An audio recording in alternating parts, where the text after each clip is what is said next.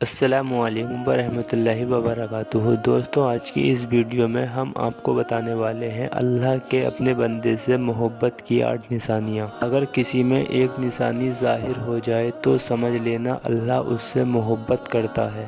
ساتھ ہی ساتھ ہم دوستوں آپ کو بتائیں گے کہ حضرت علی نے فرمایا عورتوں کو گالی دینا کیسا ہے، اس کے ساتھ مار پٹائی کرنا کیسا ہے، اسی سے گھر میں کیا کیا ہوتا ہے۔ ان سب کے ساتھ ساتھ ہم آپ کو بتانے والے ہیں کہ اللہ نے عورتوں کو کیوں پیدا کیا، سب کچھ بتانے والے ہیں۔ بس آپ اس ویڈیو کو آخر تک دیکھتے رہیے۔ ویڈیو شروع کرنے سے پہلے اگر آپ ہمارے یوٹیوب چینل پر نئے آئے ہیں تو ہمارے یوٹیوب چینل کو سبسکرائب کریں۔ تو چلیے ویڈیو شروع کرتے ہیں۔ دوستوں، وہ کون سی نشانی ہے جس سے ہمیں پتہ چلے کہ اللہ ہم سے محبت کرنے لگا ہے؟ سب سے پہلی نشانی، اللہ پاک جس کو دین کی سمجھ فرماتا ہے تو اسے اپنا محبوب بنا لیتا ہے، جس کو دین سے جوڑ دیتا ہے اسے اپنا پیارا بنا لیتا ہے۔ رسول اللہ صلی اللہ تعالیٰ علیہ وسلم کے پیارے صحابی حضرت عبداللہ ابن مسعود ان سے مروی ہے کہ رسول اللہ صلی اللہ تعالیٰ علیہ وسلم نے فرمایا، اے اللہ پاک تمہارے درمیان اخلاق بھی تقسیم کرتا ہے،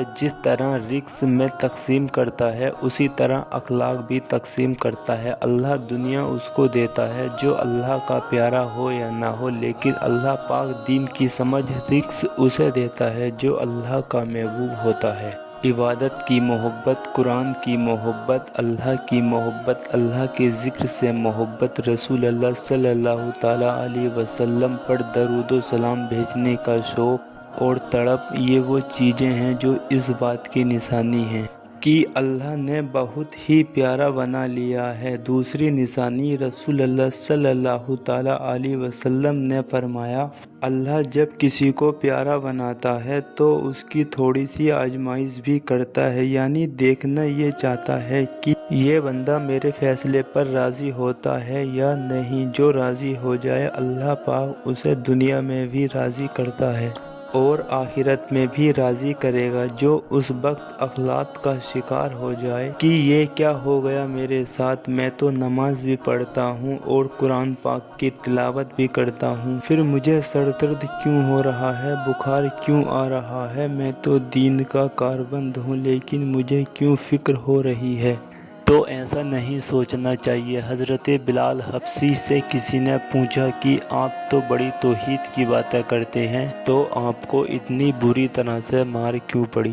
آپ نے فرمایا کہ تم بھی تو بازار جا کر برتن خریدنے سے پہلے اسے بجا کر دیکھتے ہو کہ مٹی صحیح طرح سے لگی ہے یا نہیں، تو بس اللہ نے مجھے بھی آزمایا تھا۔ اس کے بعد یہی وہ غلام تھا جس کے موٹے موٹے ہونٹ تھے اور اس کا رنگ کالا تھا، جس کے بارے میں اللہ کے پیارے رسول صلی اللہ تعالیٰ علیہ وسلم فرماتے ہیں کہ جب میں جنت میں جا رہا تھا، جب مجھے معراج کرائی گئی تو آگے آگے کسی کے چلنے کی آہٹ سنائی دی۔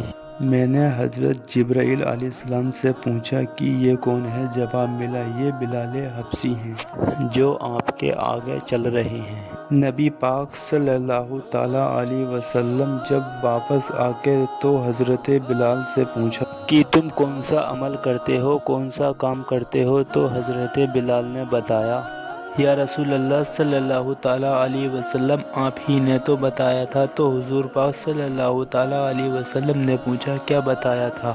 تو حضرت بلال حبشی نے بتایا کہ آپ ہی نے تو فرمایا تھا کہ ہر وقت وضو رہنا، تو میں ہر وقت وضو کی حالت میں رہتا ہوں، اور جب بھی میں بے وضو ہوتا ہوں تو اسی وقت نیا وضو کر لیتا ہوں، اور جب وضو کرتا ہوں تو تب 2 رکعت نماز بھی پڑھ لیتا ہوں۔ سبحان اللہ، جلتے زمین پر ہے اور قدموں کی آہٹ جنت میں سنائی دیتی ہے، سبحان اللہ۔ تو آزمائش اللہ پاک کی محبت کی دوسری نشانی ہے۔ اسی لیے اگر کوئی فکر یا پریشانی ہو تو اس کا یہ مطلب نہیں ہوتا کہ پتہ نہیں کہ مجھے کیا ہو گیا ہے۔ اللہ پاک اپنے پیاروں کو ہی آزماتا ہے، ایسا بالکل بھی نہیں کہنا چاہیے۔ تیسری نشانی بہت ہی خوبصورت نشانی ہے جس سے مجھے اور آپ کو پتہ چل سکتا ہے کیا اللہ پاک مجھ سے اور آپ سے راضی ہے، محبت کرتا ہے یا نہیں کرتا۔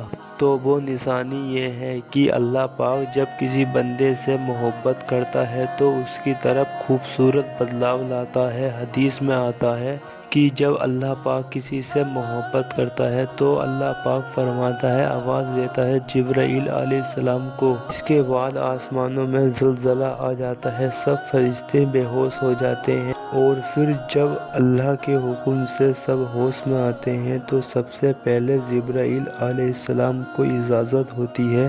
تو جبرائیل علیہ السلام سوال کرتے ہیں کہ ہمارے رب نے کیا فرمایا ہے، اور اس کے بعد خود ہی کہتے ہیں کہ اللہ نے جو بھی فرمایا ہوگا وہ حق فرمایا ہوگا۔ پھر اللہ فرماتا ہے، جبرائیل میں نے آج اس بندے کو اپنا محبوب بنا لیا ہے، تم بھی اسے اپنا محبوب بناؤ۔ جبرائیل علیہ السلام بھی اس بندے سے محبت کرنے لگتے ہیں۔ پھر جبرائیل علیہ السلام کو حکم ہوتا ہے کہ آسمانوں کے تمام فرشتوں کو خبر دے دو، یہ اللہ کا پیارا بن گیا ہے۔ جبرائیل علیہ السلام بھی اسی سے محبت کرتے ہیں، اور آسمان کے تمام فرشتے، تمام نورانی مخلوقات بھی اس سے محبت کریں۔ ساتوں آسمان کے کھربوں فرشتے اس سے محبت کرنے لگتے ہیں۔ پھر ایک فرشتہ آسمان سے دنیا میں آتا ہے اور اعلان کرتا ہے کہ اے لوگو، فلاں شخص اللہ کا محبوب ہے۔ جبرائیل علیہ السلام اس سے محبت کرتے ہیں اور تمام آسمانوں کی نوری مخلوقات اس سے محبت کرتی ہے۔ تم بھی اس سے محبت کرو۔ اور پھر دنیا والوں کے دلوں میں اللہ پاک اس بندے کی محبت ڈالتا ہے۔ تو میرے پیارے بھائیوں اور بہنوں، دنیا میں دو کام ضرور کرو جس سے کرنے سے اللہ ہم سے راضی ہو جائے، اللہ ہمیں اپنا محبوب بنا لے۔ انشاءاللہ دنیا میں بیڑا پار اور آخرت میں بھی ہمارا بیڑا پار ہے۔ حضرت عبداللہ ابن عباس فرماتے ہیں، جب نیکیاں قبول ہو جاتی ہیں تو انسان کے جسم میں یہ 5 نشانی ظاہر ہوتی ہیں۔ نمبر 1، جب انسان کی نیکی قبول ہو جاتی ہے تو اس کی وجہ سے اس کا چہرہ ٹمٹمانا شروع ہو جاتا ہے، اس کے چہرے پر عجیب سی رونق آ جاتی ہے۔ یعنی کہ جب اللہ اس کی نیکی کو قبول کرتا ہے تو وہ انسان دنیا کے سامنے اپنی خوشی کا اظہار اپنی مسکراہٹ اور بشار اشد کے ساتھ کرتا ہے۔ وہ ہر وقت خوش رہتا ہے، بلکہ یہ لگتا ہے کہ اس دنیا میں اس سے بڑا سکون اور وقار والا کوئی نہیں ہے۔ لگتا ہے کہ اسے دنیا کا کوئی غم ہی نہ ہو۔ یہ خوشی ہر ایک کو نصیب نہیں ہوتی۔ نمبر 2، اس کا دل روشن ہو جاتا ہے، یعنی وہ ہر وقت اللہ کے وعدوں پر پورا امید رہتا ہے۔ اس کے پاس کچھ ہو یا نہ ہو، لیکن اس کے دل میں اتنی خوشی ہوتی ہے کہ اس کو کوئی پرواہ ہی نہیں ہوتی۔ اور یہ یاد رکھنا، امیر انسان مال سے نہیں بلکہ امیر ہمیشہ دل سے بنتا ہے۔ حضرت امام علی فرماتے ہیں، دولت مٹی کی طرح ہے اور مٹی کو پیر کے نیچے رکھنا چاہیے۔ اگر سر پر چڑھاؤ گے تو وہ قبر بن جائے گی، اور قبر زندہ لوگوں کی نہیں ہوتی۔ نمبر 3، جب کسی کی نیکیاں قبول ہو جاتی ہیں تو اس کے جسم میں عجیب سی طاقت آ جاتی ہے، یعنی اس کے جسم میں نیکی کی طاقت ہوتی ہے اور شیطان اس کو گمراہ نہیں کر سکتا۔ شیطان سے بچنے کی قوت اللہ اس کے جسم میں پیدا کر دیتا ہے۔ نمبر 4، وہ اپنے مال و دولت میں فراوانی پیدا کرتا ہے، یعنی اللہ اس کے رزق میں برکت کرتا ہے۔ وہ چاہے لوگوں میں کتنا بھی خرچ کرے، ضرورت مندوں کو کتنا بھی بانٹے، اس کی دولت میں کمی نہیں آتی۔ حضرت امام علی فرماتے ہیں، نصیب کا رزق انسان کو ایسے تلاش کرتا ہے جیسے مرنے والے کو اس کی موت۔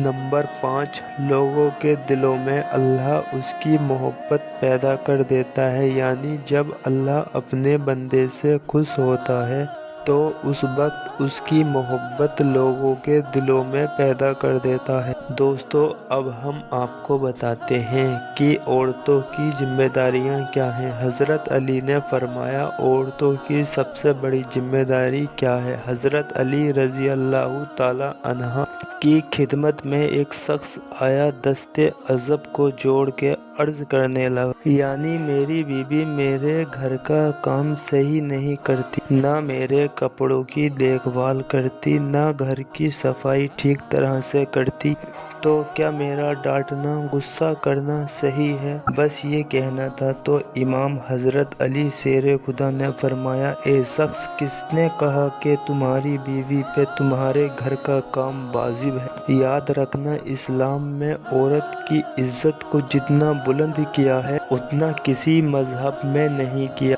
میں نے اللہ کے رسول سے سنا، عورت کی سب سے بڑی ذمہ داری یہ ہے کہ وہ اولاد کی پرورش کرے اور وہ اپنی اولاد کا خیال رکھے، لیکن اگر اپنی اولاد کی پرورش کرنے کی اجرت شوہر سے مانگنا چاہے تو وہ بھی مانگ سکتی ہے۔ اور تم گھر کے کام کی بات کر رہے ہو، خوشی سے گھر کے کام عورت کرتی ہے، گھر کو سنبھالتی ہے، تو یہ اس کی عظمت ہے، یہ اس کا بڑکپن ہے، اس کا شکریہ ادا کیا کرو۔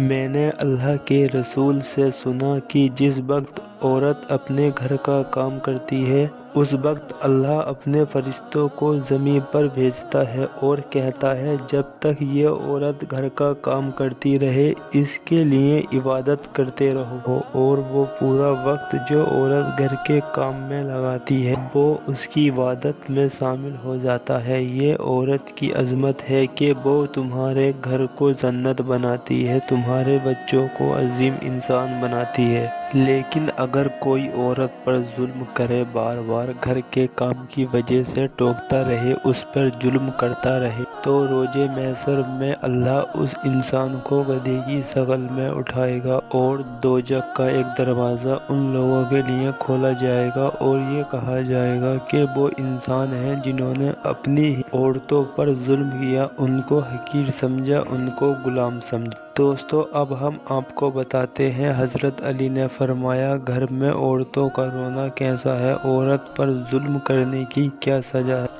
حضرت علی راستے سے گزر رہے تھے، دیکھا کہ ایک شخص اپنی بیوی پر ظلم کر رہا تھا، تشدد کر رہا تھا۔ حضرت علی ان کے قریب گئے اور فرمانے لگے، اے شخص، اللہ سے ڈرو، تمہاری مفلسی، پریشانی اور رزق میں تنگی کا سبب یہ ہے کہ تمہاری بیوی تمہاری ہی ظلم کے وقت تمہارے ہی گھر میں روتی ہے۔ میں نے اللہ کے پیارے محبوب رسول اللہ صلی اللہ تعالیٰ علیہ وسلم سے سنا کہ جس گھر میں عورتیں روتی ہیں اس گھر میں رزق کے فرشتے نہیں آتے، اور یوں اس گھر میں رہنے والے مردوں کے رزق میں راہیں تنگ ہونے لگتی ہیں، اور یوں وہ پریشانی اور مفلسی میں گرفتار ہو جاتے ہیں۔ یاد رکھنا، اللہ نے اولاد مرد کی تقدیر اور دولت عورت کی تقدیر میں لکھی ہوئی ہے۔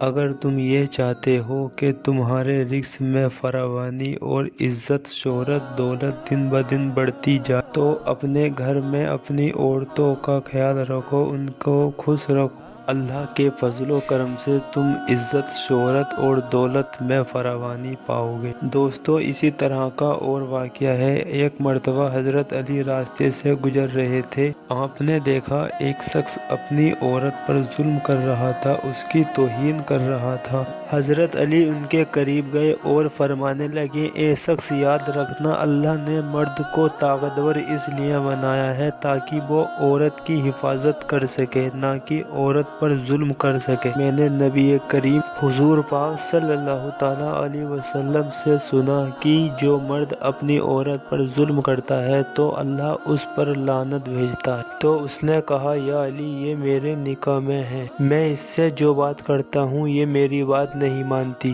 بس اس شخص کا یہ کہنا تھا، تو حضرت علی نے فرمایا کہ نکاح کا مطلب یہ نہیں کہ تم نے اپنے لیے غلام خریدا ہے، بلکہ نکاح کا مطلب یہ ہے کہ تم نے اپنی نسل کو بڑھانے کے لیے اس عورت سے مدد طلب کی ہے، کہ تمہاری اولاد کی اچھی تربیت کے لیے اس عورت کو چنا ہے۔ جس سے مدد لیجیے اس کو غلام نہیں سمجھتے، اور جو تمہاری اولاد کا پروان چڑھائے اسے حقیر نہیں سمجھنا چاہیے، بلکہ اس کا تو شکر گزار کرنا چاہیے۔ یاد رکھنا چاہیے عورت پر ظلم کرنے کا مطلب ہے اولاد کی بغاوت آنے والے